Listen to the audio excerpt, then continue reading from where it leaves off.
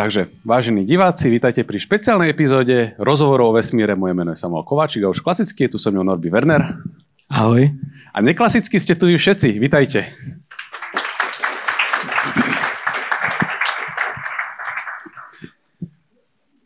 Dnes sa ideme rozprávať o kometách, lebo poprvé sme zistili, že sme ešte nerobili rozhovory o vesmíre, čo je celkom vzácne, že už máme veľa rôznych tém a asi sa čoskoro začneme opakovať.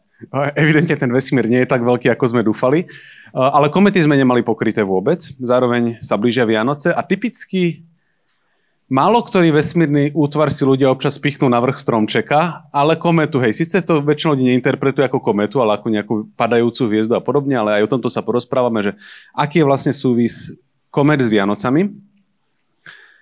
Ale ja som rozmýšľal, že ako vlastne ja vnímam kométy. A tvojou úlohou potom to bude zo mňa dostať, lebo som zistil, že ten pocit je vlastne nepríjemný. Typicky si pod kometami predstavia ľudia, ako vyzerajú. Že to sú také tie krásne veci, ktoré sú tak obrovské, že aj voľným okom ich na oblohe vidíme minimálne niekoľko dní, keď je dobrá príležitosť. Ale v skutočnosti komety ako také sú pomerne mrchavé. Ja som o tom včera premýšľal, keď som večer otužoval a pozeral som na nočnú oblohu a rozmýšľal som, že o čom sa budeme rozprávať. A 4-stupňová voda postupne ma tak mrazilo. Pozeral som na nejakú bodku a rozmýšľal som, či to je Jupiter alebo Mars a normálne ma vtedy pochytila taká drobná úzkosť, keď som si predstavil poprvé, že tú veľkosť toho priestoru a ten chlad, ktorý tam je. A toto pre mňa som si uvedomil, že stelesňujú komety. Že niečo, čo sa pohybuje takým obrovským prázdnym priestorom, je to úplne, že totálne zmrznuté a že to je vlastne niečom. Pre mňa sa to stalo takým neobľúbeným vesmírnym telesom. Takže tvojou úlohou teraz bude zo mňa dostať tento pocit a znovu ma presvedčiť o tom, že komety sú vlastne fascinujúce objekty, ktoré nás učia veľa nielen o sebe, ale aj o zbytku vesmíru. Takže trúfaš si na to? No ja mám veľmi pozitívny vzťah ku kométam. Mám kométy veľmi rád, som o nich písal dokonca diplomovú prácu. Obhajená na aké písmeno? Prosím? Náčko? Obhajená? No comments, rozumiem. Áno. To bolo rozmýšľanie, či to bolo Ačko alebo jednotka. Aha, okay. Bolo to pred 20 rokmi. Čiže tam začala vlastne tvoja vesmírna kariéra? No, ale vlastne ešte ku kométam sa mi viaže taká spomienka z doby, keď som mal 15-16 rokov. Totiž mal som to šťastie zažiť dve kométy. Jedna bola, myslím, v roku 96 a druhá v roku 97. Tá prvá sa volala Hyakutake a bola to nádherná, voľným okom viditeľná kométa. O rok pozdejšie Hale-Bopp, tak tá bola úplne neuveriteľne úžasná. To bolo vtedy také, že aj na sídlisku medzi panelákmi, keď sa človek pozrel na oblohu, tú kométu krásne videl a keď sme sa vybrali na nejaké miesto, kde bola skutočne tmavá tá obloha, tak tá kométa bola na oblohe takáto. Že to bolo neuveriteľné a bolo ju vidieť celý mesiac. Že to ani nebola taká krátka doba, že len pár dní, ale bolo ju vidno celý mesiac, bola cirkumpolárna. Takže tá kométa sa volala Hale-Bopp a odvtedy aspoň zo severnej pologule sme tak podobnú kométu nemali možnosť vidieť. Ja mám pocit, že ja som videl jednu z týchto dvoch, ale neviem ktorú, ale tiež mám nejakú spomienku z raného detstva, že išli sme na Novú Dubnicu a pozerali sme sa na kométu. A neviem, ktorá z týchto dvoch to bola, tak budem si tvrdiť, že to bola tá väčšia a lepšia. No a nám tu zároveň za tebou začali naskakovať obrázky, lebo namotivovali sme to tak, že takmer vianočná kométa. Tak môžeme sa najprv dostať k tomu, že tá vianočná, že prečo sa vlastne rozpráva o kometách ako o niečom vianočnom, ale potom vlastne o tej takmer vianočnej komete, ktorá ako na potvoru zle pozrela do kalendára a prišla trošku skôr ako mala. Takže prečo vlastne komety spájame s Vianocami a aká je tá história za tým? No to je dobrá otázka. Ja som bol dodnes presvedčený o tom, že za to môže maliar, ktorý sa volá Giotto, ktorý v roku 1301 videl Heliovú kométu a potom, keď namaloval návštevu troch kráľov, tak namaloval tú vianočnú hviezdu, tú betlehemskú hviezdu, namaloval ako kométu. A bol som presvedčený o tom, že vlastne to spájanie Vianoc s kométami a tej betlehemskej hviezdy s kométou, že za to vlastne môže Giotto a tento obraz. Dokonca po Giottovi Európska kozmická agentúra pomenovala aj prvú sondu, ktorá v roku 1986 preletela okolo Heliovej kométy, preletela myslím 600 kilometrov okolo jadra a vlastne ako prvá odfotila jadro kométy. Takže Európska kozmická agentúra v niečom predbehla NASU, bola prvá, ktorá postavila sondu, ktorá odfotila jadro kométy.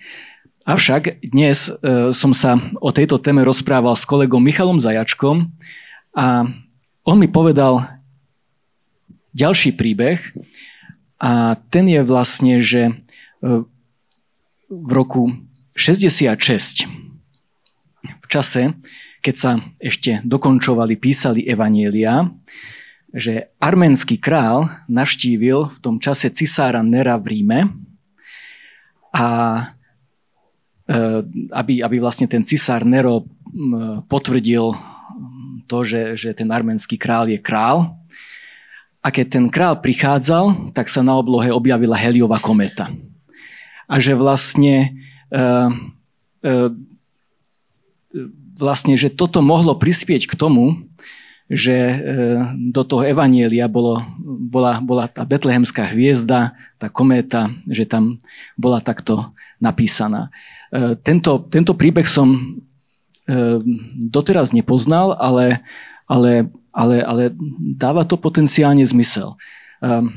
Iné možnosti, že čím mohla byť tá betlehemská hviezda sú, že to bola, a mnohokrát, čo sa uvádza, že vlastne, že to bola nejaká konjunkcia, to znamená, že Saturn a Jupiter boli strašne blízko pri sebe v tom čase na oblohe a toto bol úkaz, ktorý bol nezvyčajný a že vlastne ten Saturn a Jupiter veľmi blízko pri sebe na oblohe boli tou betlehemskou hviezdou v roku 6 pred našim letopočtom. Toto sa uvádza najčastejšie. A potom vieme, že v roku 4 pred našim letopočtom bola nejaká supernova, ktorá bola zaznamenaná v Číne, v Koreji. A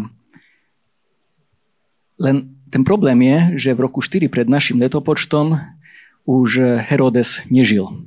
Takže ono to historicky nesedí. Takže to asi nebola supernova. Takže buď to bola konjunkcia, alebo to súvisí s tou Heliovou kométou, ktorá ale bola o mnoho neskôr, ale bola v čase, keď sa tie evanjelia písali. A keď sa to zobrazuje, tak to často vyzerá ako padajúca hviezda. Že nejaká hviezda, za ktorou je taký dlhý ohnivý chvost, ale to je obraz, ktorý je úplne mylný, ale možno, že si niekedy ľudia mysleli, že to proste, že nejaká vzdialená hviezdička, tak postupne pomalinky, je taká tá smutná pesnička, že tá hviezdička, že sa mi tak slzička vybehla, že teraz padá a že to je taký ten dlhý spomalený pád, lebo často, keď človek vidí zobrazenú, tak to vyzerá presne tak, že vpredu hviezdička a za tým taký ten chvost. No ja mám práve takú skúsenosť, že ľudia, ktorí kométu nevideli, tak si nejak kométy a meteóry si nejak pletú. Takže meteor je padajúca hviezda, takže to trvá pár sekúnd a kométa trvá dní, alebo dokonca ako v prípade Hale-Bopp je viditeľná voľným okom aj mesiac. Len do záznamu poviem, že meteory tiež nie je, že padajúca hviezda, len sa to tak označuje, keby náhodou, že sú tu ešte mladé tvárne mysle, aby si odtiaľ to niekto neodniesol, že to padajú hviezdy na nás.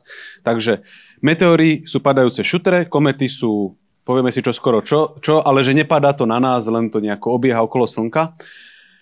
A typicky sú charakterizované chvostom. To je vlastne ukotvené v ich názve, že to znamená, že nesúca dlhé vlasy. Takže z nás dvoch, ty si kométa a ja by som bol ten meteorit alebo asteroid. Zvyknú sa tiež označovať ako vlasatice. No tak presne, čiže ďalšia vec, ktorá ma obchádza. Takže ten chvost, aký je teda reálne dlhý, keď ho vlastne vidíme aj v úvodzovkách, že zo sídliska? Že, on môže mať aj 10 miliónov kilometrov. Takže ako je to, vzdialenosť Zeme od Slnka je 150 miliónov kilometrov. Takže len pre nejakú tú mierku. A chvost kométy môže mať dĺžku aj 10 miliónov kilometrov. toto je inak ten prvý obrázok jadra kométy, ktorý urobila v roku 1986 európska sonda Giotto. Vtedy vieš povedať, že to vlastne už bolo prekvapivé, že tam bolo toto a nie niečo iné? Že v podstate sa uvidel nejaký... Zatiaľ povieme, že vyzerá to ako taký šuter, na ktorom je nejaký poprašok biely. Boli ľudia prekvapení, alebo že toto už bol vlastne model, ktorý len bolo treba potvrdiť, že naozaj je to takto? Tak ten model kométy už tedy dlhé 10 ročia bol, že sú to vlastne špinavé snehové gule. Vlastne kusy prachových častíc a ľadových častíc premiešané dohromady. A vlastne aj tá sonda Giotto a aj tie ďalšie misie ukázali, že ten pomer ľadu je relatívne menší, než čo sa čakalo, takže je tam veľa aj neprchavého materiálu v tých kometárnych jadrách, ale vlastne tie prchavé materiály tvorí z 90% vlastne vodný ľad. A teda máme telesá, ktoré sa vytvorili ešte v čase, keď sa vytvárala naša slnečná sústava vo veľkej vzdialenosti od Slnka. Obsahujú teda veľa ľadu, ale aj napríklad zamrznutého metánu, oxidu uhličitého, oxidu uholnatého, takže aj iných ľadov. A keď sa tieto telesá priblížia k Slnku, tak tieto rôzne ľady sa začnú postupne odparovať. A ako sa oni odparujú, tak potom berú so sebou aj tie prachové častice, ktoré tvoria ten prachový chvost kométy. A toto je opäť obrázok z európskej sondy Rosetta. Takže tu vidíme vlastne opäť kometárne jadro, odparuje sa tam voda a berie so sebou aj prachové častice z toho kometárneho jadra, ktoré potom tvoria ten chvost, ktorý vidíme na oblohe. Takže špinavé snehové gule, ale možno tá špinavá snehová guľa nie je to najlepšie prirovnanie, lebo tej špiny je tam viac ako snehu. Čiže zasnežená kopa špiny. Zasnežená, áno. To sme tomu pomohli. Ty si už tak naznačil, že my sme sa vlastne dovtípili, že v roku, čo si to povedal, že 66, že to typicky nepočúvame o takýchto rokoch, nemáme až tak dobre zmapovanú históriu, ale že evidentne, že tu vieme, že vtedy tu bola kométa a keby niekto povedal, že ja som tú istú kométu videl v roku 73, tak vieme, že si vymýšľal tak ďalej. Čiže ich kľúčovou vlastnosťou je nejaká forma periodickosti, ktorá je aká, že ako často sa tie kométy objavujú. Ty si spomínal napríklad tie kométy 96-97, kedy ich uvidíme znova? Tak tie uvidíme až o veľmi, veľmi dlhú dobu, ale najznámejšia je Halleyová kométa. A ona je taká známa kvôli tomu, že ona nás navštevuje každých 78 rokov, keď sa nemýlim. Naposledy to bola v roku 1986, takže niektorí sme ju videli. Ja som ju vraj videl ako dieťa, ale už si to nepamätám. A teda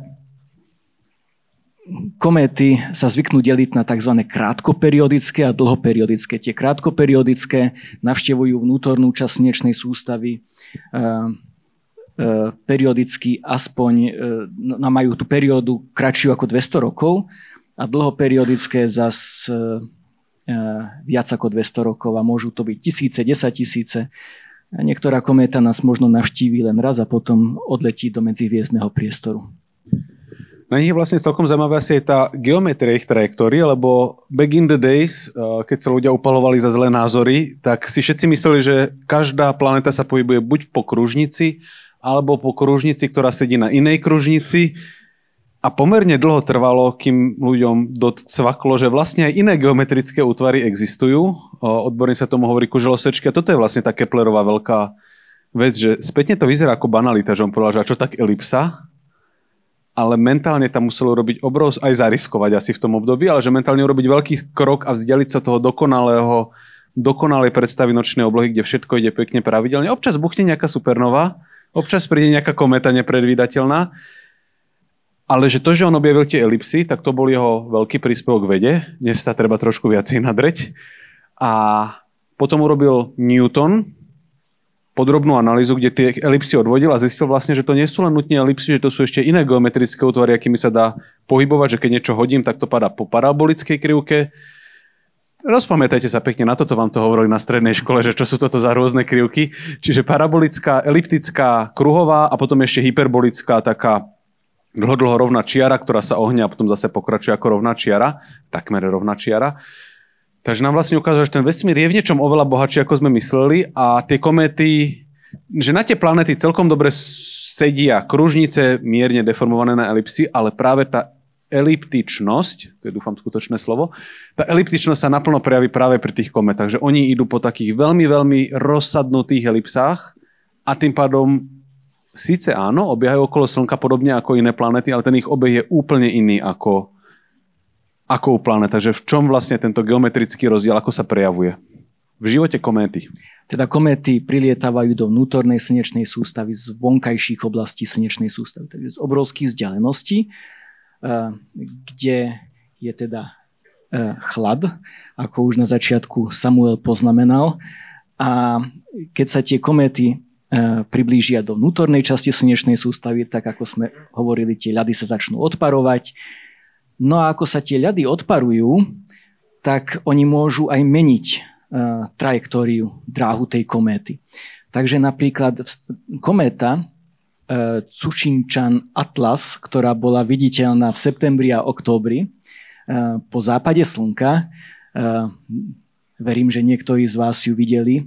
Kto videl tú kométu, kľudne sa prihláste. Výnimočne vidíme svojich divákov, takže bieda, pokračuj. Tak napríklad u tejto kométy nie je isté, že ešte vnútornú slnečnú sústavu niekedy navštíví. Je možné, že jej dráha sa natoľko zmení práve tou aktivitou vo vnútornej slnečnej sústave, v tom, že ju opúšťajú tie plyny, že bude na hyperbolickej dráhe a vlastne opustí slnečnú sústavu a odteraz bude lietať už len v medzihviezdnom priestore. Čiže vlastne naša slnečná sústava vystrela kométu po niekom. To môže byť vnímané ako nejaký akt agresie. Len naša slnečná sústava to robí bežne. Aha, okej, dobre, to si ma vlastne neupokojil. Čiže, ale to je vlastne celkom dôležitý bod, že tá kométa ako keby obsahovala malé trysky, ktoré, neviem, či spravím povedať, že náhodným smerom, alebo či ten smer proste, že Slnko to zohrieva primárne na jednej strane, tak vzniká sila, alebo začne sa generovať sila opačným smerom a teda to môže vyletieť, môže to do nás naraziť v princípe, či... Tak napríklad, no dobre, asi by som mal tu teraz niečo povedať o vzniku komét a o vzniku slnečnej sústavy. Zatiaľ, že zlepšovanie PR komét v mojich očiach sa ti ešte úplne nepodarilo. Zatiaľ je to ešte len agresie voči iným hviezdam, takže ako vznikli kométy a ako to potom súvisí s ich trajektóriou? Vlastne kométy sú pozostatok po vzniku slnečnej sústavy. Naša slnečná sústava začala vznikať pri 4,6 miliardami rokov z plynoprachového oblaku.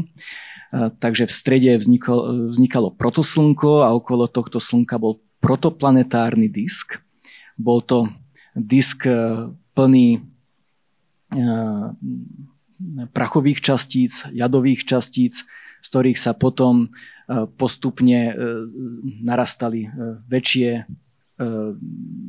objekty, ktoré potom tiež do seba narážali a vznikali z nich potom ešte väčšie objekty a takto vlastne vznikali planéty z tohto protoplanetárneho disku.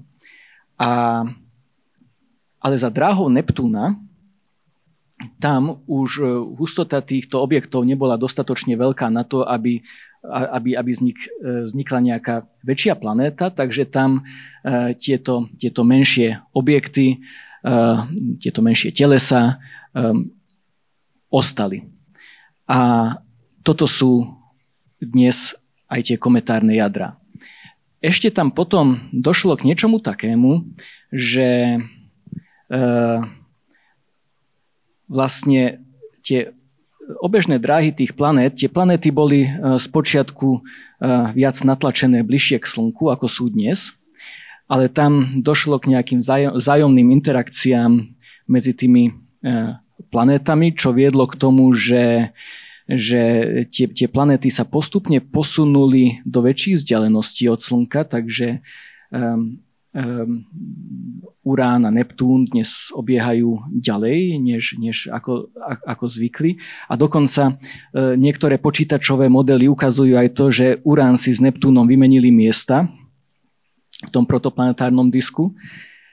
No ale v tom čase interakcie týchto väčších planét s týmito telesami spôsobili to, že vlastne tieto planéty gravitačne vyhodili tie telesa z toho protoplanetárneho disku. Takže tie telesá teraz obiehajú naše Slnko v akomsi oblaku, ktorý nazývame ortovým oblakom, ktorý obklopuje našu slnečnú sústavu zo všetkých smerov a tento ortov oblak kometárnych jadier siaha až svetelný rok od nášho Slnka, lebo niekedy sa uvádza aj viac ako svetelný rok. Teda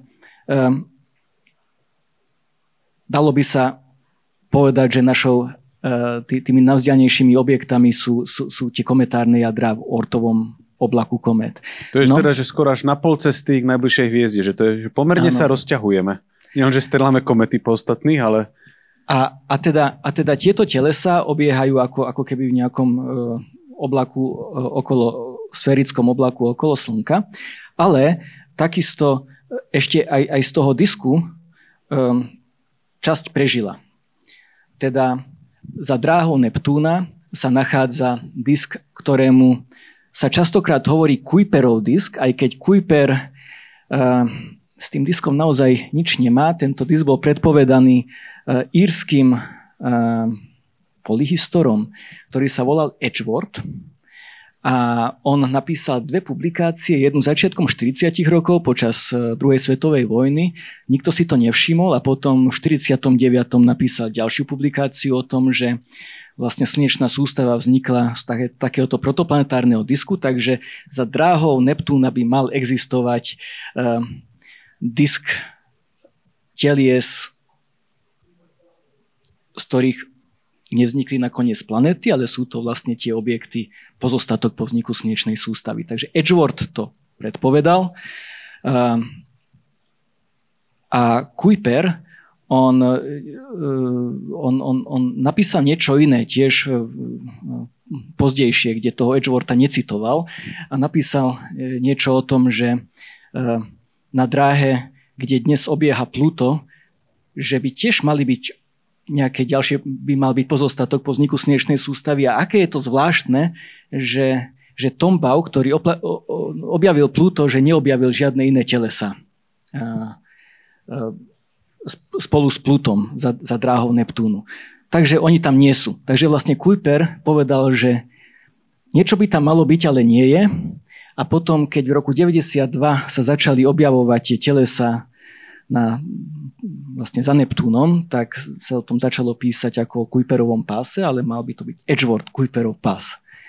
Takže Pluto je ako keby najväčšie z tých kometárnych telies za dráhou Neptúna. Ktoré poznáme, alebo najväčšie bodka? Najväčšie známe. Pred nejakými 15 rokmi bolo objavené, alebo možno, že už je tomu aj viac, bolo objavené teleso, ktoré sa volá Eris. Ono obieha ďalej ako Pluto a dlhú dobu sa diskutovalo o tom, že Eris by mohol byť väčší ako Pluto. Avšak dnes vieme, že Eris je o 50 km menší ako Pluto. Myslím si, že Pluto má nejakých 2700 km a Eris má 2200. Ale Eris je hmotnejší, má väčšiu hmotnosť. Takže Pluto nie je najhmotnejšie známe teleso za dráhou Neptúna. Koľko je tam vlastne takýchto odparkovaných telies, komét a podobne, že to sa rozprávame, vieme vôbec, že to vyčísliť, alebo že odhaduje, že povieme, že sú toho bilióny asi? Strašne veľa. Strašne veľa. Ďakujem za tento presný odhad.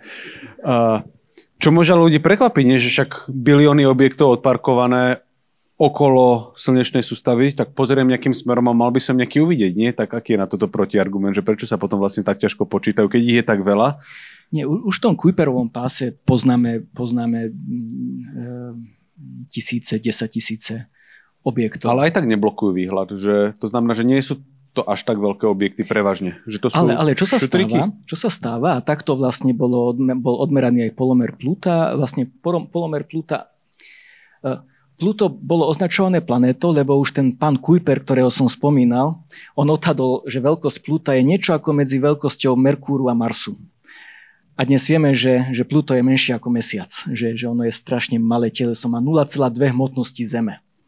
0,2% hmotnosti Zeme. Takto, 0,2%. Takže strašne... Takže to sú také Takže samotné Pluto je maličké. A napríklad Eris, tá veľkosť Erisu bola zmeraná tak, že sa pozorovala hviezda v pozadí, ktorú Eris zakryl a sa odmerala dĺžka toho zákrytu. A vlastne vieme, ako rýchlo sa ten Eris pohybuje a z toho sa pozorovala tá hviezda, jej jasnosť klesla, keď ju Eris zakryl a potom z toho, ako to dlho trvalo, sa zmerala veľkosť tohto telesa. Takže naša slnečná sústava je v obrovskej vzdialenosti, takto pocukrovaná zbytkami stavebného materiálu, ktorý tu po nás zostal, a to je, že extrémne ďaleko, extrémne malé veci. Takže najprv, všetky planéty obiehajú v jednej rovine, voláme to rovina ekliptiky, aj rovnakým smerom, a za dráhou Neptúnu sa nachádza oblasť, ktorej hovoríme Edgeworth-Kuiperov pás, kde je veľa takýchto veľmi špinavých snehových gúľ. A keď dojde k niečomu takému, že nejaké takéto teleso kvôli nejakej interakcii, nejakej zrážke, niečomu sa vyberie do vnútornej časti slnečnej sústavy, tak môžeme pozorovať kométu krátkoperiodickú, ktorá obieha v rovine planét, v rovine ekliptiky. Mnoho komét, ako napríklad aj tá, ktorú ste mohli vidieť v septembri, októbri, prišla z toho Oortovho oblaku.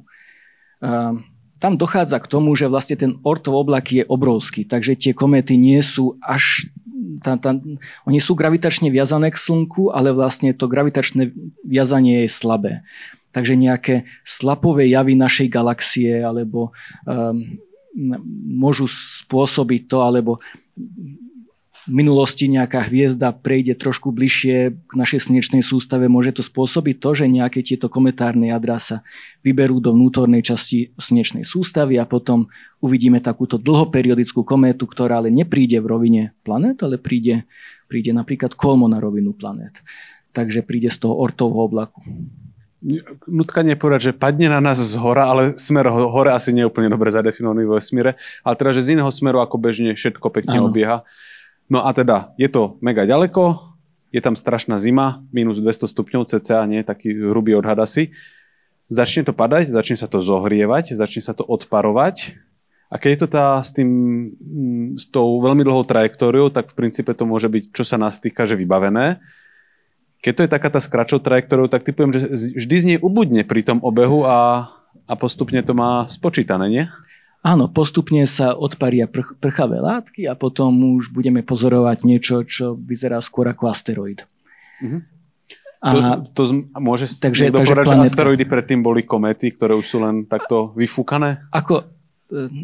Voláme niečo ako asteroid a niečo ako kométa a potom sa občas stane, že jeden z asteroidov odrazu vytvorí chvost. A potom, tak čiže toto je teraz kométa alebo asteroid.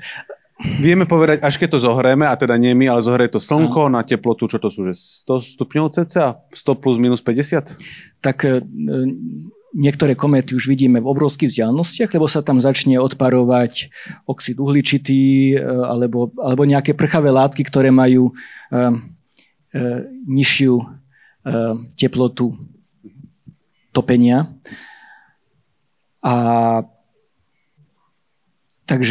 No a potom, keď už prídu bližšie k Slnku, tak sa začne odparovať voda, áno. No a my sme takmer na schvál doteraz vlastne obišli, že aké veľké tie kométy sú. Že áno, chvost, to je že milióny kilometrov pokojne. Kométa Je to teda menšie ako Pluto, jednoznačne, ale je to zase väčšie ako nejaký meteorit, ktorý nám iba padá do atmosféry, takže akú veľkú si zhruba kometu máme predstaviť? Ja ju dám na obrázok za teba, taký ten... Taká bežná veľkosť týchto kometárnych jadier je 10 kilometrov. Takže oni nie sú nejak obrovské. A myslím, že keď si dobre pamätám, kometa Hale-Bopp, ktorú som videl ako 16-ročný, tak tá mala, myslím, 40-kilometrové jadro. To bol odhad. Čiže plus minus veľkosť mesta. Áno, že keby sme ho bezpečne odparkovali na Bratislavu, tak zhruba veľké ako Bratislava. No. Mohli by sme sa lyžovať potom, ak by to bola taká tá snehovejšia. Tým, že je vlastne kométa malá, znamená, že ľahká. Tým, že ľahká, znamená, že má veľmi slabú, aj keď nenulovú gravitačnú príťažlivosť. A ja som si včera pozeral, že aké sú zhruba tie hodnoty, že ako vysoko by som dokázal vyskočiť na kométe. A tiež ma to úplne neupokojilo, že 100 kilometrov zhruba. Že keď sa dáš na povrch komety a vyskočíš, tak vyskočíš zhruba do výšky 10 až 100 kilometrov. Podľa toho, aká je to veľká kometa. Koľko by ti to trvalo? To už som to je veľmi dobrý príklad na skúšku, že spočítaš, že koľko by to trvalo takéto vyskočenie a dopadnutie. Asi by to nebol úplne príjemný zážitok. Ale teda, že aby si ľudia predstavili, že áno, komety majú svoju gravitáciu tým, ako sú malé, ale na druhú stranu, tým, ako sú malé, síce nenulová hmotnosť, ale malá, tak aj ten plyn a prach potom veľmi ľahko z tých komét uniká. A to znamená, že dynamika toho chvostu vlastne nie je dominovaná samotnou gravitáciou kométy, ale niečím iným, konkrétne Slnkom. Čo je niečo, čo v živote každého človeka, dúfam, že v živote každého človeka, ktorý študuje fyziku, dojde do momentu, kedy si uvedomí, že kometa chvost neťahá vlastne za sebou, ale že ten chvost je odfúkavaný v smere od Slnka, slnečným vetrom. Vlaje v slnečnom vetre. Vlaje v slnečnom vetre, čiže taká tá naivná predstava, že človek ide v aute a vlasy mu vajú dozadu, nie je pravda, lebo tam je proste, že hurikán, ktorý rozfúka tie vlasy opačným smerom. Čiže vlastne chvost komety vždy smeruje od Slnka, ale nenutne iba jeden. Čiže aký maximálny počet chvostov môže mať kométa? Môže mať, a myslím, že tam mám jednu fotku, som tam dával. Toto je Hale-Bopp, tá moja obľúbená kométa, tak táto má dva chvosty.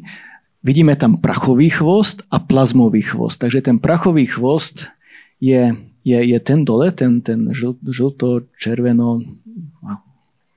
A potom ten modrý, ten je plazmový chvost. Takže ten modrý smeruje úplne od Slnka a ten prachový chvost, tam je to zložené, že od Slnka, ale trošku v smere letu tej kométy. Prečo sú dva? Lebo tie prachové častice sú ťažšie, takže na tie ten slnečný vietor pôsobí inak ako na plazmu, na ionizované častice plynu z tej kométy. Čiže to vlastne niekto, kto išiel zo zapletania dredov, na polovici hlavy má dredy, na druhej máš také rozpletené vlasy a teraz fúka a tie vlasy idú jedným smerom a dredy idú druhým smerom. Máš tam niekde ešte druhú kométu? Ešte tu mám, myslím, jednu kométu, kde je ešte aj nejaký sodíkový chvost. Povedz, ak mám klikať ďalej. Ja neviem, ako vyzerá sodíkový chvost. Ešte... Jeden obrázok som tam vložil ja. Môžete tým povedať, že ktorý. A toto je veľmi fancy. Áno. Áno, tu, ten červený je sodíkový chvost. Takže táto kométa tu má 3 chvosty. To znamená čo? Lebo bol, že plazmový a sodík je teraz čo? Že sodík je, že normálne ako plyn, alebo len sodík ten ako plyn? Ionizovaný sodík má inú farbu ako OK. Čiže vlastne tých chvostov v princípe môže byť, že ľubovoľne veľa, lebo tu som jak som preklikával, tak tu boli, že pomerne divočiny. Akože toto už vyzerá... No nedivím sa tomu, že niekto to nazve, že hviezdo, lebo je to presne tak rôznymi smermi rozfúkané. Čiže tých chvostov má niekoľko. Stratí vlastne tými chvostami nezanedbateľnú časť svojich hmotností, respektíve toho potentného materiálu, ktorý chvost môže tvoriť. Ale teraz si presné číslo nepamätám, ale kométa stratí tak rádovo možno percento alebo menej ako percento celkovej hmoty pri jednej návšteve vnútornej časti slnečnej sústavy. No a teda to sú tie trysky, ktoré má tá kométa a povedal si, že ju to občas môže vychýliť tým smerom, že to vyletí zo slnečnej sústavy a vystrelíme to von. Áno, môže sa to stať. Ale znamená to tým pádom, že tie komety sú vlastne brutálne nepredvídateľné, nie? Že nemôžeme úplne zaručiť, viem, že im znova nepomáham v tom PR, ale že naozaj, že nejaká kometa nebude vychýlená, takže by narazila do Zeme v princípe. No ale tak mnoho komét v minulosti narazilo do Zeme a vlastne tým kométam môžeme vďačiť možno aj za to, že sme tu na Zemi. Totiž vo vnútornej časti slnečnej sústavy, keď vznikali planéty, bolo teplo. Takže tie prchavé látky, tých prchavých látok tu veľa neostalo. Preto sú tieto vnútorné planéty zložené šutre. Áno, šutre. A vlastne vodu, prchavé látky, dokonca organické látky na Zem vo veľkej miere priniesli kométy. Totiž v tom čase, čo som popisoval, že v počiatkoch našej slnečnej sústavy, keď si možno niektoré planéty aj vymieniali miesta a menili vzdialenosť od Slnka a gravitačne vychýlili pozostatok za dráhou Neptúna do toho Ortovho oblaku, tiež nasmerovali mnoho tých kometárnych jadier do vnútornej časti slnečnej sústavy, takže v tej časti hovoríme tomu aj perióda alebo doba veľkého bombardovania. Keď na Zem dopadlo mnoho takýchto kometárnych jadier, mnoho dopadlo aj na Mesiac. Mnoho kráterov, ktoré dnes vidíme na Mesiaci, sú z tej doby veľkého bombardovania. A napríklad dnes, čo už máme sondy, ktoré navštívili kométy, vieme, že tam našli napríklad glicín, alebo vieme, že kométy obsahujú niektoré aminokyseliny. Takže oni obsahujú organické látky, ktoré sú základom života, fosfor.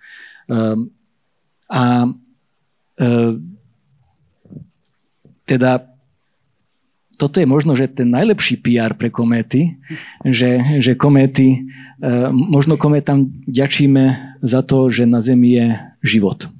A myslíš tým, že sem priniesli ingrediencie, okrem vody teda aj nejaké organické zlúčeniny, alebo v princípe, že sa mohli priniesť že život, že nejako bacila chytili a donesli ho sem a on sa tu potom množil? No ja to myslím skôr tak, že priniesli ingrediencie, že potom tie vlastne prvé jednoduché bunky už potrebovali nejaké podmienky, ktoré sa vytvorili v tom čase na Zemi. Ja som za teba hodil zatiaľ niečo, čo trošku pokazí znova to PR tým kometám, že keď narazili do Jupitera. Takže to je zase pomerne asi kataklizmatický jav. Zapísal by sa určite niekde, keď by sa bude písať nejaké evanjelium ďalšie a podobne, že keby na nás padla kometa, tak to sa niekde zapíše. Ale nie je to niekde, že jedno z veľkých vymieraní na Zemi má na starosti kometa, že tá si nestihla zatiaľ urobiť zárez u nás. To nevieme, lebo ako nevieme, že aké to bolo, že čo to bolo za teleso napríklad, ktorému vďačíme za vyhnutie dinosaurov a za to, že pre nás tu urobili neprejavil si veľký súcit. Miesto.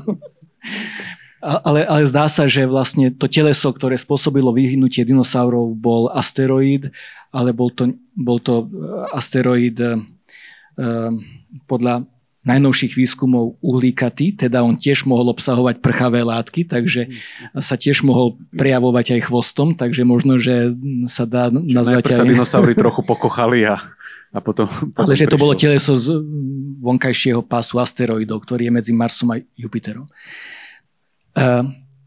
Ale teda, že či za niektoré z veľkých vymieraní môžu byť zodpovedné kométy, si myslím, že tie asteroidy sú pravdepodobnejšie. Som rád, že si nepovedal, že zatiaľ nie, lebo technicky my by sme sa možno mohli mať trochu na pozor, lebo povedali sme na začiatku, že kométy nesúvisia s padajúcimi hviezdami v takom priamočiarom slova zmysle, ale vlastne súvisia, nie? Že meteorické roje sú spôsobené tým, že nejdeme priamo cez chvost kométy, ale ideme cez také omrvinky, ktoré roztrúsili kométy po svojej trajektórii. A to znamená, že sa nám obežná dráha križuje s trasami niektorých komét. Takže keď vidíme napríklad v lete Perzeidy, augustový meteorický roj, tak tie Perzeidy vlastne pochádzajú z kométy a my prelietame cez tie pozostatky, čo po sebe zanechala kométa. Takisto teraz 17. novembra budú Leonidy, krásny meteorický roj. Alebo vlastne to už bolo 17. novembra. Teraz v decembri bude ďalší meteorický roj Geminidy a ten je zaujímavý tým, že ten pochádza z asteroidu. Takže aj taký existuje. Ale teda vlastne, že tie omrvinky sú dôkazom toho, že to nie sú veci vzdialené vo vesmíre. Tam tie škály sú rôzne, ale sú to veci, kde minimálne, že treba sa mať na pozore a mapovať, čo sa deje s kometami, len oni ako na potvoru pustia tie trysky raz za čas a môžu sa trošku vychyliť, takže asi celkom dobré, že ľudstvo vyvíja isté snahy na to, aby sme vedeli, ako sa kométy pohybujú a rozumeli ich správaniu. Aby sme v princípe boli pripravení. Niekto to pekne opísal, že všetky planéty vo vesmíre, ktoré poznáme, gravitačne priťahujú hmotu a zo Zemegule sa stáva prvá planéta, ktorá technicky vzaté dokáže hmotu odpudzovať, lebo my si vieme povedať, že táto sa k nám blíži a ideme do nej šťuchnúť prstom. Ako keď hovoríme o vesmírnych telesách, ktoré nás môžu nejak ohrozovať, tak v prvom rade sú to blízkozemné asteroidy, nie kométy, ktoré častokrát prelietávajú v blízkosti Zeme. A tieto blízkozemné asteroidy už máme celkom dobre zmapované, takže tie telesá, ktoré majú veľkosť 10 kilometrov, aké sú zodpovedné za vyhnutie dinosaurov, tie máme zmapované, myslím, na viac ako 90%. Ja som dúfal, že povieš 99,999, ale dobre, 90% poznáme takéto. Takže 10% nepoznáme. Avšak v prípade komét, ktoré prichádzajú zo vzdialeného ortového oblaku, ten ortooblak nikdy nebudeme mať zmapovaný. Avšak pravdepodobnosť toho, že nejaké teleso, ktoré odtiaľ prilietáva do vnútornej slnečnej sústavy, zasiahne Zem, je malinké. No a pre mňa jedna z najfascinujúcejších vecí, čo sa týka výskumu komét, sú priamo tie veci, ktoré sme získali, keď sme sa na kométu pozerali. Takže vedel by si o tomto viacej povedať, že kto dostal ten nápad, nielen, že obletíme na vzdialenosť Bratislava-Košice kométu, ale že reálne sa na ňu pokúsime pristať. To pristanie je mega ťažké, lebo tá gravitácia je tak slabá, že to nie je, že ako na mesiaci dosadneš a sedíš, ale to je, že narazíš a odrazíš sa, ak sa nestihneš dobre zachytiť.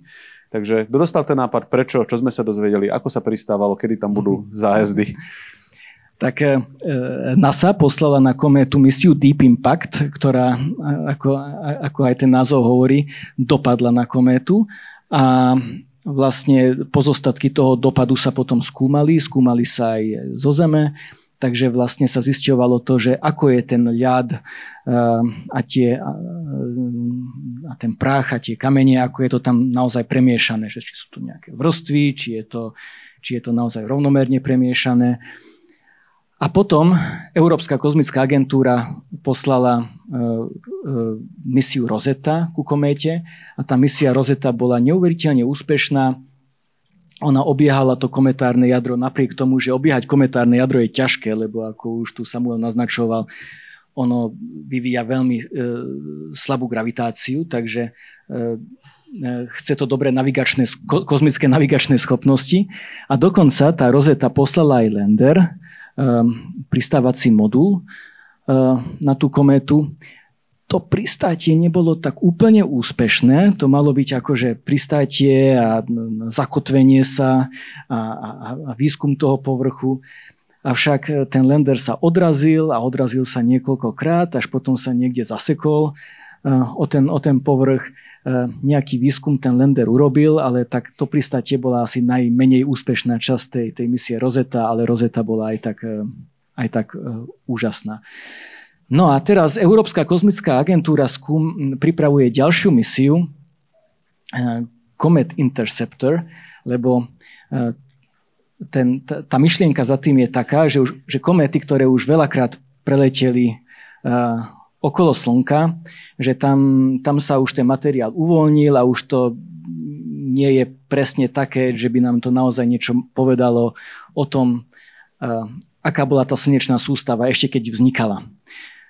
Lebo vlastne, keď vysielame nejakú sondu, tak ju môžeme vyslať len ku kométe, ktorú už poznáme, ktorej dráhu poznáme. A to sú všetko kométy krátkoperiodické, ktoré už to Slnko obehli mnohokrát. Takže nápad je taký, že sa pošle sonda do tzv. Lagrangeovho bodu, vlastne tam, kde je vesmírny ďalekoľad Jamesa Webba. Čiže... Ale potešil, ak si ukázal za seba, keby si z hlavy vedel povedať, že kde je Lagrangeov bod. Tak je to bod 1,5 miliónov kilometrov od Zeme v smere preč od Slnka. Takže obecenstvo je tu pre mňa Slnko. Takže ukazujem za seba. Čiže, a čo je ten Lagrangeov bod? To by si mohol, že keď náhodou, ak tu niekto nevie, že čo je Lagrangeov bod. Je to stabilný bod, relatívne stabilný bod, kde tá sonda proste ostane niekoľko rokov a keď objavíme opäť nejakú kométu, ktorá sa blíži k Slnku z Oortovho oblaku a budeme schopní povedať, že táto kométa možno prichádza teraz prvýkrát, alebo keď nie prvýkrát, tak mnohokrát asi naše Slnko ešte neobehla, tak potom sa tá sonda v momente, keď tá kométa bude už blízko Slnka, sa vydá k tej kométe a preskúma to kometárne jadro detailne. To čo znamená, že pozriem sa na kometu a že tak ty vyzerá, že si to ešte nebola. Že to čo znamená, že spočítame jej trajektóriu a tá trajektória bude taká, že... Spočítame jej trajektóriu a zistíme, že prichádza po nejakej parabolickej dráhe, že proste má strašne dlhú obežnú dobu a vyzerá to, že prichádza prvýkrát a potom, že vlastne z toho Lagrangeovho bodu L2 tá družica bude schopná dostať sa k tomu kometárnemu jadru, priblížiť sa tam. Tá družica má mať ešte, alebo tá sonda má mať ešte 2 malé sondičky, ktoré sa od nej oddelia a vlastne bude skúmať to kometárne jadro z 3 smerov a bude takto vlastne vytvárať 3D obraz toho kometárneho jadra, ktoré vlastne sa bude stávať aktívnym prvýkrát. Ten názov Rosetta súvisí s tým, že o kometách premýšľame ako o takom prekladovom slovníku alebo o takom kontakte s dávnou minulosťou, ktorú bez toho nedokážeme nejako rozlúsknuť, že to sú naozaj že zakonzervovaný stav, že dostávali sme panelák a zistili sme, že niekde ešte kopa tehiel, tak môžeme pochopiť, čo sme boli poskladaní, že sem tam nejaká tá tehla preletí, divné prirovnanie, ale teda, že sem tam tá tehla priletí a táto sonda bude na ňu striehnúť a povie si, že táto ešte nebola nikdy použitá, pozrieme si, ako to vyzeralo kedysi. Áno, totiž vo vede tie najzaujímavejšie otázky sú otázky pôvodu. Odkiaľ sme prišli, odkiaľ prišla naša slnečná sústava, odkiaľ prišiel život. A výskum komét vlastne súvisí s týmito otázkami pôvodu slnečnej sústavy, ale ako som už hovoril, aj pôvodu života na Zemi. Keby tu bol niekto finančnejšie orientovaný a chcel by sa opýtať, že a na čo nám to bude v budúcnosti, tak dal by sa v princípe povedať, že no dobre, tak tu nám naštartovali život na našej planéte, tak môžeme použiť komety na to, aby sme zreštartovali funkčnosť nejakej inej planéty, že natočíme na Mars 10, neviem ešte vôbec ako, ale že natočíme na Mars nejakým spôsobom 10 komét, aby tam priniesli vodu, vytvoríme tam magnetické pole, aby bol chránený pre slnečným vetrom a potom tam bude dobrá dovolenková destinácia z Marsu zrazu? Tak terraformovanie Marsu nie je také jednoduché, ako si predstavuje Elon Musk, ale a vlastne aj na Mars dopadali kometárne jadra v tých prvých v tých počiatkoch našej slnečnej sústavy a aj na Marse boli pred nejakými 3,6 miliardami rokov podmienky, ktoré mohli byť vhodné na vznik života. Aj tam tiekla voda, boli tam rieky, jazera, dokonca aj oceány, bol tam vulkanizmus a Mars v tom čase mal aj veľmi aktívne magnetické pole. A však tým, že Mars je menšia planéta, tak Mars skôr vychladol a vlastne o to magnetické pole prišiel aj o väčšinu svojej atmosféry a voda sa tam nachádza vo forme ľadu pod povrchom planéty. Ale znova, že keby sme to chceli nejako využiť, u tých asteroidov sa občas že je to vesmírna koubojka v podstate, že ale že ukotvíme nejaký asteroid na obežnej dráhe Zeme a budeme z neho dolovať cenné kovy, ktoré v Zemi klesli tak hlboko, že je jednoduchšie si sem dotiahnuť ten 10-kilometrový asteroid. Tak či tá kométa nemôže slúžiť, že zásobník pitnej vody, že tak ako sme zvyknutí, že pomíňame, čo sme tu mali a potom si objednáme ďalšiu vodu takto z vesmíru. To by sa dalo v princípe? Tak áno, o asteroidoch sa hovorí ako, a hlavne o tých blízkozemných asteroidoch, ktoré nás potenciálne môžu aj ohrozovať, ale ako dobrá vec na tých blízkozemných asteroidoch je, že tam sa dá relatívne ľahko poslať nejakú sondu, nejakého robota, ktorý tam môže vydolovať nejaké cenné kovy. Takže áno, o asteroidoch sa hovorí ako o možnom zdroji surovín.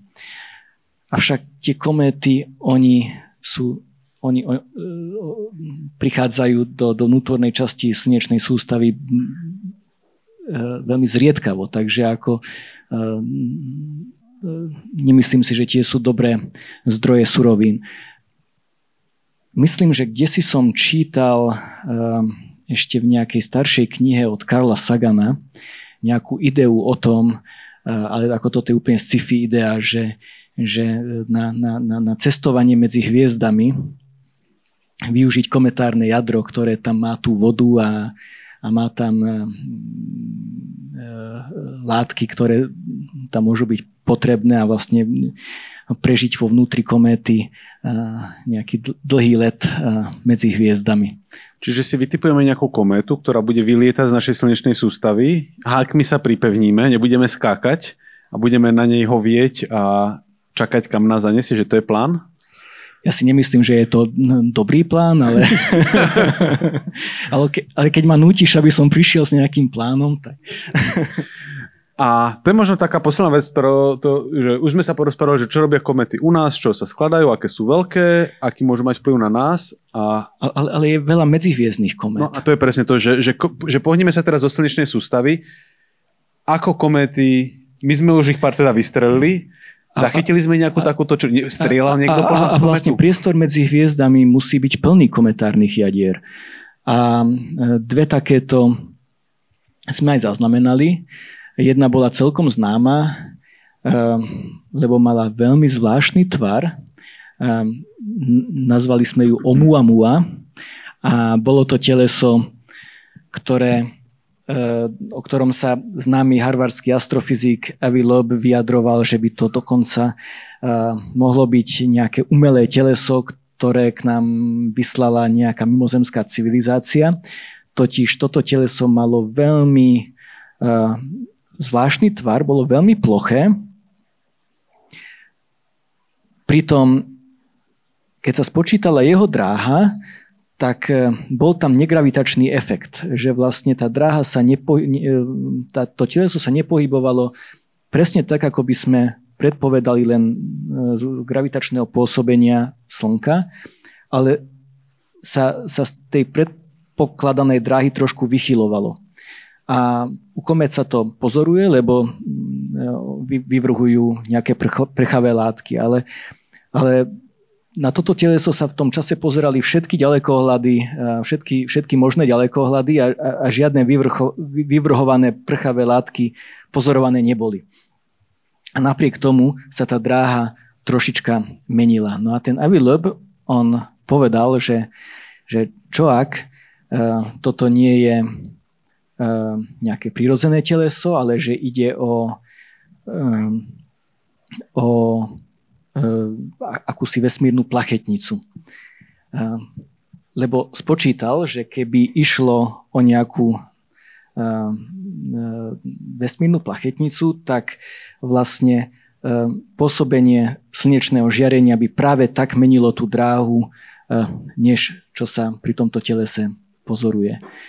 A tým, že kozmická plachetnica to nie je nejaký vymysel, že to už je dizajn pohonu využívajúci slnečný vietor, ktorý už máme otestovaný, že funguje. Čiže v tomto to nebolo, že výmysel úplný, to je, že technológia, ktorú my poznáme, len že by ju vyrobil niekto iný a využíval na kormidlovanie v našej slnečnej sústave. Áno. A to bola teda Oumuamua, čo znamená čo? Posol z diaľov v havajštine, alebo takéto sa mi niečo marí? Si nepamätám. Takýto veľmi sugestívny názor. Dobre, že Avi Loeb, oxfordský profesor, povedal, že to je možno to. Čo si myslíš ty? Koľko by si dal percent takejto hypotéze? 0, veľa nul. Tak to je ešte menej asi ako ja. No, čiže nepresvedčil Avi. Avi ma nepresvedčil. A ako toto je pravdepodobne úlomok opäť zo vzniku nejakej vzdialenej slnečnej sústavy, ktorý má taký tvar, ako má. Aj na to vychyľovanie, na tú zmenu dráhy existujú o mnoho pravdepodobnejšie teórie, než že sme pozorovali umelú vesmírnu plachetnicu. A odvtedy bola ešte jedna kométa, a to bola naozaj kométa, u ktorej vieme, že tiež nepochádzala z našej slnečnej sústavy, a tu objavil astronóm, ktorý sa volal Borisov, takže je aj po ňom pomenovaná ako Borisov. Čo by nás to naučilo, keby sme takú kometu zachytili, takú tú z inej slnečnej sústavy, že zistíme, že že iná slnečná sústava má totálne iné chemické zloženie, alebo zistíme, že to je v skutočnosti CTRL, CCTRLV? Ako by bolo zaujímavé vidieť, že ako sa, aká je tam variácia chemických prvkov, že voči našej slnečnej sústave. Si myslím, že by to bolo veľmi zaujímavé. A keď k nám prichádzajú iné objekty a vyzerá, že kométa nie je veľmi vzácnosť vo vesmíre, znamená to teda, že je vesmír plný vody? Ako vesmír je plný vody. Takže znova nejaké také indície k tomu, že nemáme byť tak prekvapení z toho, že tu máme dosť vody na to, aby tu vznikol život, alebo vieš, že nám komety možno v niečom elegantne riešia ten problém, že sme veľmi blízko Slnka, dosť na to, aby nám tu bolo teplúčko, ale nás to najprv vysušilo a potom sme sa rehydratovali. Takže či teraz máme rozmýšľať, že takýto mechanizmus je vlastne bežný vo vesmíre, že ten život vlastne nemáme hľadať na nejakých tých veľkých planetách, síce možno s bohatými organickými zlúčeninami, ale v skutočnosti na tých šutríkoch, ktoré snáď boli tiež rehydratované kométami, podobne ako my. Ako nevieme, poznáme len jeden prípad života, ale vieme, že mesiace tých vonkajších planét, mesiace Jupitera, Saturnu, Uránu, Neptúnu, tiež obsahujú veľa vody. Dokonca aj Urán a Neptún obsahujú veľa vody. Mesiace Jupitera ako Európa, Ganymed a Kalisto majú podpovrchové oceány. NASA teraz nedávno vyslala sondu k Jupiterovmu mesiacu Európa, ktorý má tento mesiac dobre preskúmať aj existenciu toho podpovrchového oceánu, ktorý je tam asi stabilne už dlhú dobu. Sú tam tiež organické látky. Európa má pravdepodobne podpovrchový vulkanizmus, takže sú tam aj zdroje energie. Takže objav života na Jupiterovom mesiaci Európa by, myslím si, nebol až tak prekvapujúci. Ale podobne majú podpovrchové oceány, zdá sa, aj Ganymed, aj Kalisto. Ku Ganymedu sa vybrala európska sonda JUICE. Takže vlastne ten Jupiterov systém mesiacov bude skúmaný 2 sondami. Európa bude skúmaná americkou sondou a Ganymed bude európskou sondou. Dáva to dokonalý zmysel. Ale podobne potom tam je Saturnov mesiac Enceladus, kde takisto vidíme tiež vulkanizmus, kde sa vyvrhuje voda z Encelada. Takže aj tam je podpovrchový oceán. A podobne je tomu pri viacerých mesiacoch týchto vonkajších planét. Tak povedal si 0,01% na to, že Oumuamua bol mimozemský plech z mimozemského korábu. Koľko percent by si dal na to, že niekde v slnečnej sústave, mimo našej planéty a jej obežnej dráhy sa nachádza život? Aby sme tam medzinárodnú vesmírnu stanicu nemohli započítať. Čiže na jednom z tých teles, ktoré si vymenoval. Taký tvoj vnútorný pocit, že koľko percent? Neviem koľko percent, ale ako som povedal, by som nebol veľmi prekvapený, keby tam život bol. To znamená 20%. Dobre, len som chcel, že je to, že výrazne, že nie je to, že 0,0, ale že vyskočilo by ti obočie, ale nie úplne, že aj sa to trošku očakáva a bolo by vlastne zvláštne, že keby sme... Ale podobne by ma to neprekvapilo ani v prípade Marsu. Lebo ako som hovoril, na Marse boli podmienky, ktoré boli podobné ako podmienky, ktoré boli na Zemi. A na Zemi život vznikol veľmi rýchlo po vzniku slnečnej sústavy. Takže keď to mi istým spôsobom naznačuje, že život možno vzniká, ten vznik života môže byť rýchly a v tom prípade mohol vzniknúť aj na Marse. Len na Marse neboli dlhodobo stabilné podmienky, takže ten život sa nevyvinul mnohobunkové organizmy a rozvinutejšie organizmy. Ale tiež vieme zo Zeme, že keď raz život vznikne, tak dokáže byť veľmi húževnatý a prežije vo veľmi ťažkých podmienkach. Pri podmienkach veľkého chladu, alebo veľkého tepla, alebo veľkej radiácie, veľkého sucha. Takže keď raz na Marse ten život vznikol a prečo by nemohol prežívať niekde pod povrchom. Na Marse sú tiež miesta, kde vlastne na Marse bol vulkanizmus a ten vulkanizmus, dá sa, existoval geologicky povedané do nedávna ešte na Marse. Takže môžu byť na Marse pod povrchom miesta, kde ten život by mohol prežívať. Takže ja si myslím, že objav života v slnečnej sústave možno v tomto storočí nie je úplne nepravdepodobný. Ja som dúfal, že povieš, že v 10 ročí, ale tak dobre, že aj 100 ročí si počkáme. Tak ale keď rozmýšľame takto na dlhé lakte, posledná otázka, že aby som zistil, ako si ty na tom s tými kometami. Píše sa rok 2050 a súčasťou štátneho ocenenia, ktoré dostávaš za výskum vesmíru, je aj možná cesta na kométu. Bezpečne ťa raketa odnesie a môžeš tam stráviť 2 dní. Išiel by si takto na povrch kométy? Keby to bolo, že viac menej bezpečné? No viac menej bezpečné, ako tam odlietávajú šutre z tej kométy, sú tam prachové častice.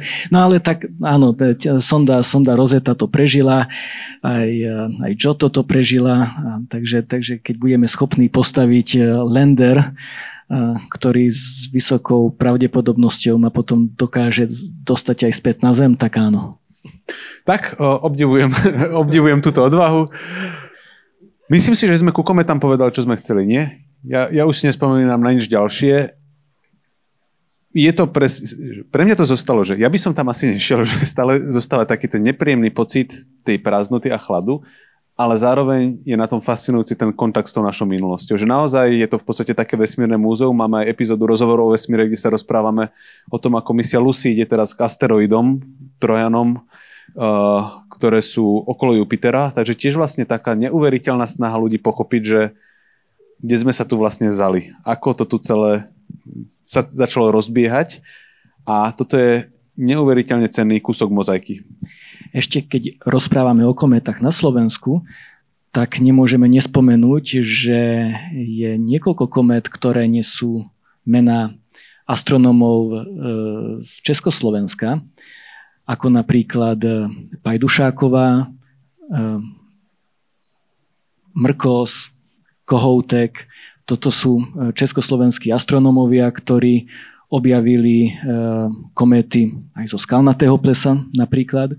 Keď bolo postavené observatórium na Skalnatom plese, tak v 50. rokoch tam práve Pajdušáková aj Mrkos objavili niekoľko komét. Myslím, že len Pajdušáková bola spoluobjaviteľkou 5 komét. Napríklad jedna sa volá Honda Mrkos Pajdušáková, lebo ju nezávisle od seba objavili Honda, Mrkos a Pajdušáková. A potom je tam kométa Kohoutek, ktorú objavil český astronóm Luboš Kohoutek, ktorý žije v Hamburgu, ale vyrastal v Brne a bol kamarátom Jiřího Grigara. A vlastne tá kométa Kohoutek je kométa zo skupiny komét, ktoré sa približujú ktoré prelietajú veľmi blízko okolo Slnka. Volajú sa to kométy Krojcovej skupiny. A tá kométa Kohoutek bola tak jasná, keď ju bolo vidno v 70. rokoch, myslím po západe Slnka, že v tom čase ju poznal každý. A dokonca aj skupina R.E.M. má pesničku, ktorá sa volá Kohoutek.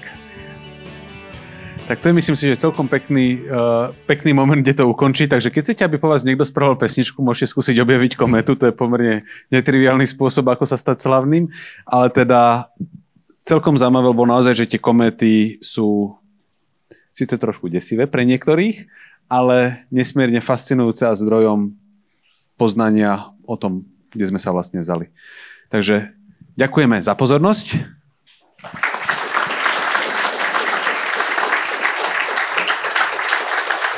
Prečo v slnečnej sústave všetky planéty obiehajú v jednej rovine a nie vo všetkých smeroch? A je to práve kvôli tomu, že ten plynoprachový oblak, z ktorého vznikla naša slnečná sústava, z ktorého vzniklo Slnko, sa točil.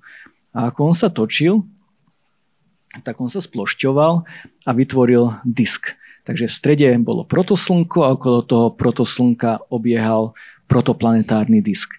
A v tom protoplanetárnom disku sa tie častice prachu postupne zrážali a sa stávali väčšími a väčšími a potom sa tie väčšie telieska zrážali ďalej a vytvárali ešte väčšie telesa a takto vznikli vlastne naproti zárodky planét, z ktorých potom postupne narástli samotné planéty.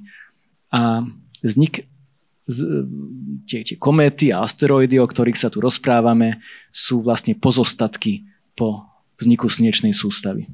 Naozaj má kométa 100 stupňov Celzia, keď sa z nej vyparuje voda. Moja predstava je, že vo vesmíre je hrozná zima.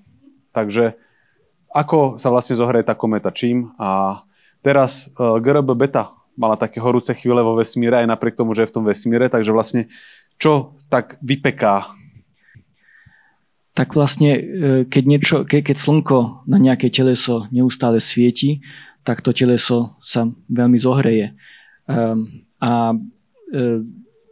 Ono nemá ako vychladnúť. Totiž tam nie je atmosféra vo vesmíre, takže nemá čo to teplo odviesť.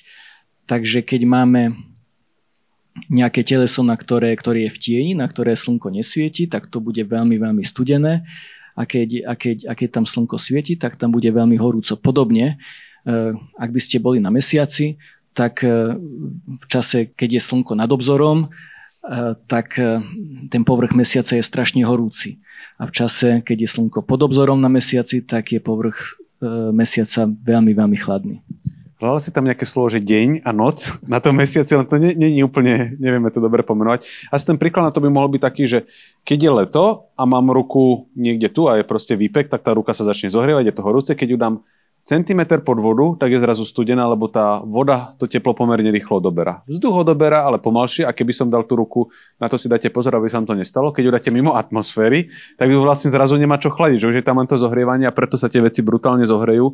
Aj keď je vo vesmíre ako takom zima, ale tá jeho riedkosť veľmi, veľmi pomalinky ochladzuje. Či v tom Kuiperovom páse alebo Wortovom mraku je vlastne priestor ešte na nejakú ďalšiu poriadnu planétu, 9. planétu, nebodaj niečo iné. No, teleso veľkosti Plúta by tam pokojne ešte mohlo existovať. Si myslím, že na to tam priestor... Plúto nie je planéta, pokračuj.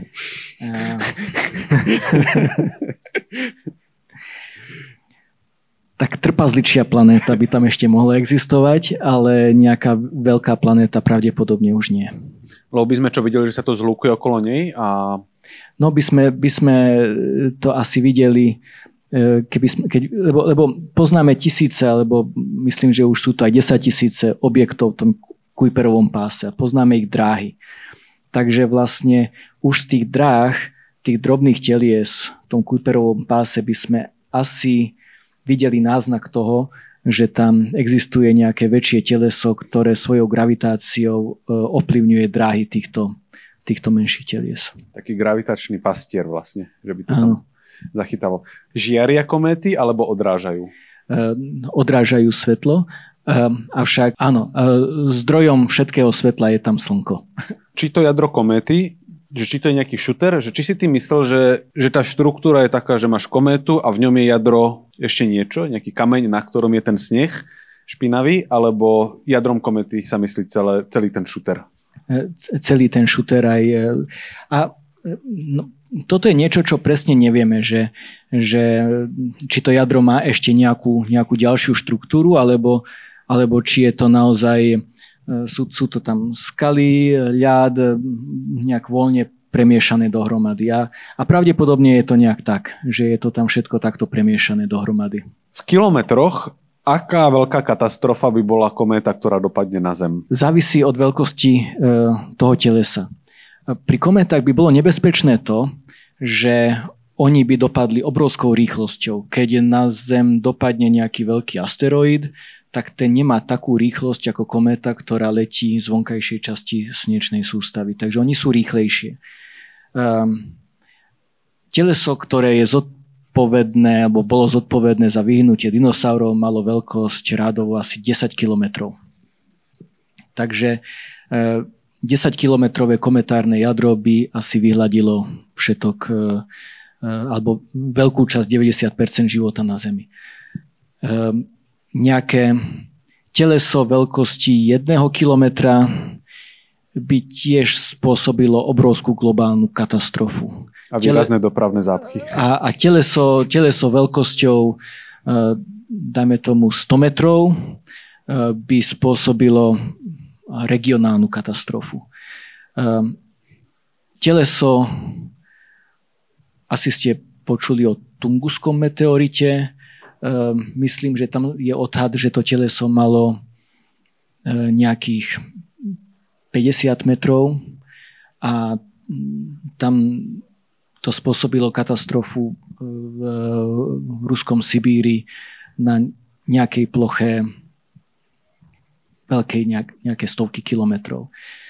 Myslím si, že teleso, asi si môžete pamätať, že pred nejakými 10-12 rokmi v ruskom Čeliabinsku bol meteor, bolid, ktorý vybuchol v zemskej atmosfére. A to bol taký ten, ktorý zachytili na také tie deškemy? Áno, tie deškemy, áno. A vlastne ten výbuch spôsobil to, že sa porozbijali okná v Čeliabinsku a bolo zranených okolo 1000 ľudí. Tak to bolo teleso, ktoré malo nejakých 10 metrov, keď si dobre pamätám, 10-20 metrov. Takže to závisí od veľkosti telesa, závisí to od toho, že či to teleso vybuchne v atmosfére a v akej výške vybuchne, alebo či dopadne na Zem. Takže tak. To závisí aj od rýchlosti a štruktúry. A na to tu nadväzuje jedna otázka, že či nás pred nimi chráni Jupiter? Tak ako on je pastierom tých asteroidov, ktoré sú pred ním a za ním na bežnej dráhe, či sú tam vlastne nejaké komety ukotvené, alebo on má v poli pôsobnosti gravitačnom hlavne tie komety? Sú ešte kométy Jupiterovej rodiny. To sú kométy, ktoré gravitačné pôsobenie Jupitera, že vlastne Jupiter je akýmsi teraz pastierom týchto krátkoperiodických komét, ktoré obiehajú okolo Slnka. Takže narobil vlastne trošku poriadku v tom chaose, ktorý tu zavládol po tej rekonfigurácii slnečnej sústavy. Nie. Jupiter zachytí niektoré aj z tých dlhoperiodických komét, ktoré prichádzajú z Oortovho oblaku a potom z nich urobí krátkoperiodické kométy. Okay. Čiže tak výrazne dokáže zmeniť tú trajektóriu, že... Áno. A nielen tých komét, ktoré prichádzajú z Kuiperovho pásu v rovine našej slnečnej sústavy, ale aj z tých, ktoré prichádzajú z Oortovho oblaku. Keby na nás padala tá kométa, ako by zinteragovala s našou atmosférou a či by prípadne tá interakcia nejako z nej vedela niečo odpariť trošku? Alebo... Ako sme sa už rozprávali, vlastne aj meteóry, keď vidíme meteóry, tzv. Padajúce hviezdy, tak to sú prachové častice, mnohokrát pochádzajúce z kometárnych jadier. A keď oni vstúpia do zemskej atmosféry, oni sa zohrejú na obrovskú teplotu, ionizuje sa tam tá okolitá zemská atmosféra a my vidíme niečo žiarivé, ako padá zemskou atmosférou. Keď pôjde o väčšie teleso, tak budeme vidieť ešte o mnoho jasnejší jav, ktorému hovoríme bolid. Ako prelietava zemskou atmosférou. Lebo ono sa to zohreje na obrovské teploty, ako to padá. A a vidíme tento svetelný efekt. A niektoré z tých najjasnejších dopadnú na Zem. A vlastne to isté by bolo, aj keby išlo nejaké kilometrové kometárne jadro. Ono by sa nejak zohrievalo v tej zemskej atmosfére. Áno, ale ako keby išlo nejaké teleso kilometrové, tak tam by drvivá väčšina toho by dopadla na Zem. Ale takisto, ako sme videli pri Tunguskom meteorite, ako sme videli v Čeliabinsku, tie rádovo 10 alebo niekoľko 10-metrové kometárne jadro by pravdepodobne vybuchlo ešte v zemskej atmosfére v nejakej výške. Niekoľkých kilometrov, možno 10 kilometrov. Ja mám na teba poslednú otázku, že ty si rozprával vlastne o tom, že sformovala sa slnečná sústava, preusporiadali sa planety, čo je celkom zaujímavé, že odpovedáš v škole z poradia planet, povieš zle a potom povieš, že vy vymyslíte teraz, ja som myslel, že ste mysleli vtedy. Ale že niečo sa udialo. Teraz vlastne čítam knihu o chaose a o tom, ako vlastne sú systémy, ktoré sa chvíľku správajú pravidelne, potom chvíľku divoko, potom znova dlho pravidelne a potom znova divoko. Myslíš si, že slnečná sústava je stabilná? Ona je stabilná